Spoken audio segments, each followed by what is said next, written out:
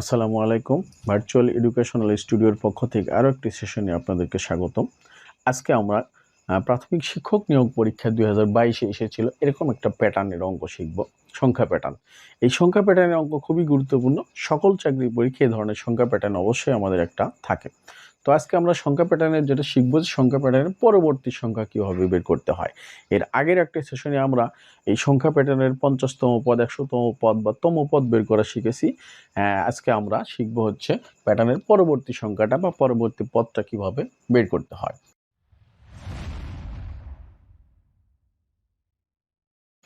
তাহলে এখানে আমরা প্রথমে প্যাটার্নটা তুলে নিচ্ছি যে 8, 11, 17, 29 আর একটা হলো 53।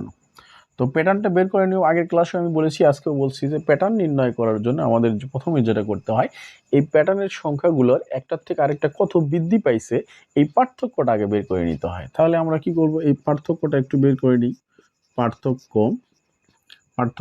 এই দুটোর পার্থক্য হলো 3, 11 থেকে 8 বাদ দিলে, 17 থেকে 11 বাদ দিলে এটার পার্থক্য হচ্ছে 6, এবং এইটার যদি পার্থক্য বের করি তাহলে 7 আছে 9 হবে 2, আর 1 আছে 2 হবে 1, 12। এইটার দুটোর পার্থক্য 9 আছে 13 হবে, 9 4 13, হাত থেকে 1, 2 3 আছে 5 হবে 2, 24। এই প্যাটার্নটি লক্ষ্য করলে আমরা তমপদ বা তমপদ বের করতে হলে আমাদের বীজগণিতীয় রাশি বের করতে হয়।